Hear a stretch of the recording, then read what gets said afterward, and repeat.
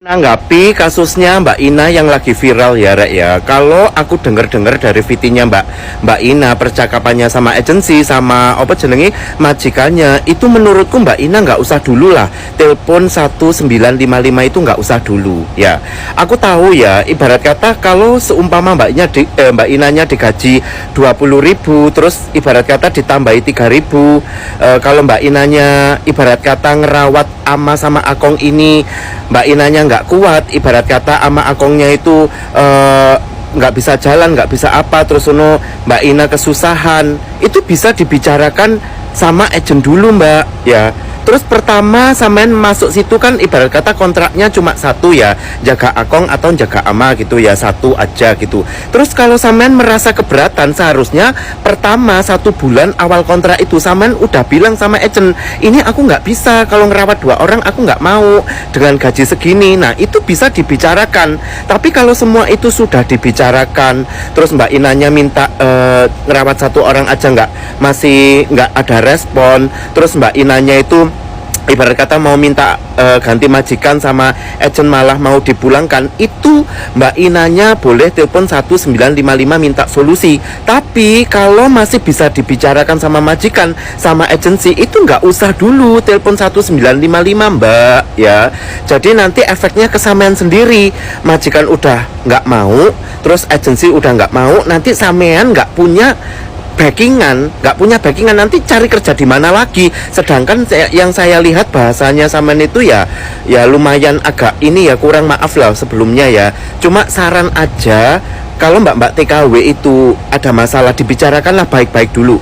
Nanti minta solusi sama agensi dulu, sama majikan dibicarakan. Oh kalau 2 orang ya gajinya kurang, semisal kayak gitu. Nah baru kalau sudah tidak ada titik temu, terus Mbak Inanya terpojok, ibarat kata tiba-tiba mau suruh tanda tangan, oh kamu pulang aja kalau nggak mau gini, terus kayak gitu ya. Terus agensi nggak mau nyariin majikan lagi. Nah itu baru langkah selanjutnya seperti telepon 1955 itu minta solusi kayak gitu. Nah kalau tas kayak gini, main tas kayak gini, sama telan mentah-mentah, oh ini nggak bisa, harus jobnya harus sesuai, terus sama telepon ini ya nggak ini. Seharusnya sama 1 bulan pertama job sama jalanin itu sudah konfirmasi sama agent dong, ini nggak mau aku, seperti itu Mbak. Kalau menurut aku sih Rek ya seperti itu. Tapi kan namanya orang mungkin capek sumpek ya, Mbak Inanya capek sumpek itu mungkin ya nggak tahu lah ya, namanya juga orang capek, mungkin emosi sesaat kali ya, seperti itu. Jadi kita mau ambil langkah itu harus mikir-mikir. Seluruh dunia pertikaian ini sedang membicarakan tentang Mbak Ina. Sebelum aku bahas tentang Mbak Ina ini, aku mau ingatin dulu ke teman-teman PMI, ketika kalian ada masalah, langkah-langkah yang harus kalian lewati adalah pertama, ngomong sama majikan dulu, ya ngomong baik-baik. Terus yang kedua, nggak bisa kamu tembus dengan majikan ngomongnya, kamu ngomong sama agensi atau penerjemah, ngomong baik-baik. 1, 2, 3 kali kamu harus ngomong sama agensi, 3 kali ya. Setelah 3 kali kamu memang tidak direspon sama agensi, coba kamu telepon 1955, konsultasi dulu sebelum kamu membuat laporan demi kebaikan kamu. Nggak sedikit juga nih yang asal ikut nimbrung tetapi tidak memberikan solusi yang baik kepada Mbak Ina. Di sini posisi kita harusnya ada di tengah-tengah. Jangan membela Ina, jangan membela agensi, jangan juga membela majikan. Tetapi kita harus lebih berpikir apa yang akan terjadi ke depannya dengan Mbak Ina. Itu yang harus kita pikirkan. Permasalahan ini sebenarnya permasalahan miskomunikasi yang bisa diselesaikan dengan berbicara baik-baik. Itulah pentingnya kenapa aku bilang teman-teman PMI itu dibekali soft skill. Soft skill itu termasuk skill komunikasi, skill menyampaikan informasi supaya orang itu bisa paham apa yang kamu omongin. Bukan tentang berbicara pintar bahasa Mandarin aja, tetapi dengan sesama orang Indonesia pun kita bisa menyampaikan informasi sesuai dengan keinginan kita, maka orang itu bisa mengerti. Nah itu dibilang skill komunikasi. Itu yang paling penting dimiliki oleh teman-teman PMI dimanapun kalian berada. Karena di sini walaupun kalian tidak bisa berbahasa Mandarin, seenggaknya penerjemah itu bisa berbahasa Indonesia ya. Dan ingat teman-teman, sebesar apapun masalah yang kalian hadapi dengan majikan, dengan agensi, dengan penerjemah, mereka semua itu manusia biasa kayak kita. Apalagi kita ini satu rumpun, satu Asia ya, satu se-Asia. Jadi ketika kita berbicara baik-baik, maka mereka sebagai manusia biasa juga bisa menerimanya dengan baik-baik. Kalau misalnya nih, majikan kamu, agensi kamu ini merespon kamu dengan amarah, kamu jangan membantah dengan amarah juga. Biarkan dulu, karena kamu lagi melawan emosi, kamu lagi melawan amarah. Kalau kamu melawan amarah, yang paling baik dilakukan adalah cuman diam dulu, biarkan dulu meredah. Biarkan semuanya dulu kepala dingin, baru bicarakan masalahnya dengan baik. Tadi malam juga saya sudah live streaming dengan Mbak Ina. Saya memberikan masukan-masukan kepada Mbak Ina, termasuk masukan untuk menghapus video-videonya yang bisa berpotensi menjadi serangan balik untuk Mbak Ina. Karena di videonya tersebut saya lihat dia memposting, di situ ada agensinya, ada penerjemahnya, ada orang-orang yang ada di rumah majikannya tanpa disensor wajahnya, dan itu bisa menjadi masalah yang besar buat Mbak Ina ya. Di sini di Taiwan, kalau udah ditangani 1955, itu akan ditengahi. Dan ingat teman-teman, ya, ditengahi, bukan akan membela majikan, bukan akan membela agensi, bukan akan membela si pekerja migran. Tetapi, akan berada di tengah-tengah, akan mencari baiknya seperti apa. Dalam kasus Mbak Ina ini, secara hukum undang-undang ketenagakerjaan di Taiwan, posisi Mbak Ina ini benar banget, ya. Tetapi kesalahan yang dia buat di sini adalah memviralkan kejadian ini. Kenapa teman-teman? Selain dia bisa kena undang-undang ITE, ya, dia juga bisa kena blacklist di seluruh agensi-agensi majikan-majikan dan PT-PT. Belajar dari kasus Mbak yang ada di Hong Kong kemarin, yang hampir sama keviralannya ini, ya. Dan kalian, teman-teman PMI, jangan pernah mendengarkan orang-orang yang berbicara sok jago, seolah-olah mendukung kalian. Kalau memang kalian ini yang mendukung Mbak Ina, mendukung teman-teman yang viral seperti ini, kalau memang kalian benar-benar support dia, tunjukkan kekuatan kalian dengan support kalian. Coba, tunjukkan. Saya malah mau nantangin. Kalau kalian support Ina, apa yang dilakukan Ina, coba tunjukkan kekuatan kalian, tunjukkan power kalian untuk menolong Ina. Karena yang menjadi persoalan ke depannya adalah, Ina, apakah kamu bisa bertahan di Taiwan, ataukah mungkin kamu bisa memproses ke negara-negara lain atau tidak atas kejadian ini? Untuk permasalahan Mbak Ina ini udah ditangani sama pihak Depnaker.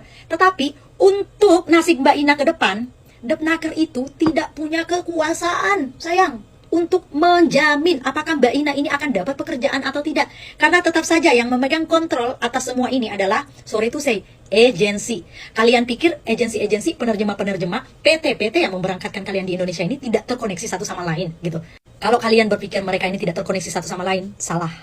Coba kita flashback lagi, kejadian yang viral di Hong Kong kemarin yang melibatkan Miss Yuni, ya, dengan orang yang keluar sebagai supporternya Mbak ini.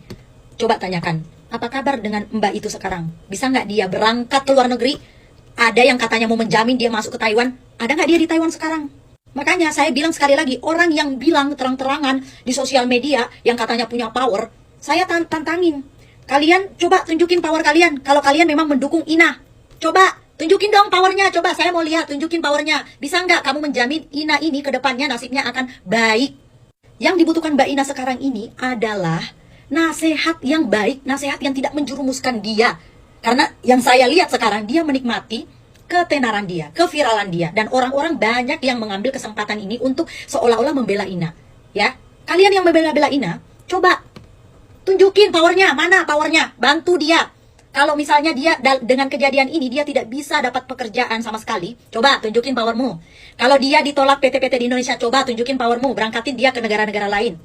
Ini adalah resiko besar dari keviralan yang dibuat sama Mbak Ina. Mau nggak mau harus diterima. Syukur-syukur setelah kejadian ini mungkin ada yang masih mau menerima Mbak Ina.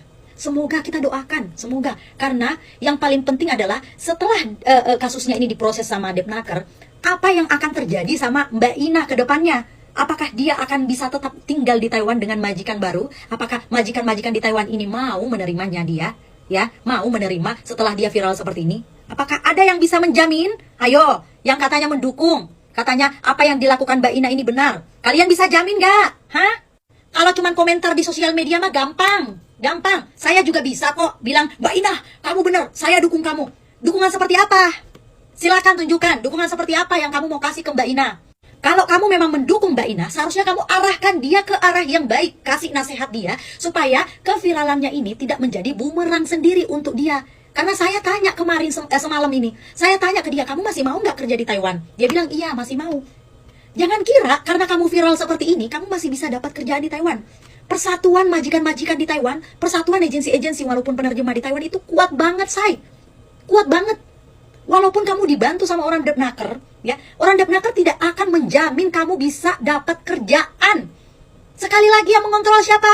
Kalian tahu jawabannya. Ingat ya teman-teman ya, jangan sampai ada kejadian seperti ini lagi. Ketika kamu ada masalah, kalian bisa membicarakannya dengan baik-baik. Kalau kalian butuh nasihat, cari orang yang bisa menasehati kalian, yang tidak menjerumuskan kalian. Karena media memang bisa menolong kalian untuk viral, tetapi media juga bisa menghancurkan kalian. Jadi hati-hati ya, berpikir panjang sebelum mau viral. Kecuali kamu memang mau memviralkan sesuatu dan memang niat kamu udah nggak mau lagi kerja di Taiwan atau kerja di negara manapun, silahkan ambil tindakan seperti Mbak Ina. Tetapi kalau kamu masih mau kerja, jangan pernah mencontoh apa yang dilakukan Mbak Ina. Oke? Semoga kalian semuanya paham dan tidak saling komentar-komentar buruk lagi. Stop komentar buruk ke Mbak Ina. Karena Mbak Ina itu kalau saya lihat di sini polos banget. Nggak punya ilmu komunikasi yang baik sehingga menyebabkan miskomunikasi yang besar.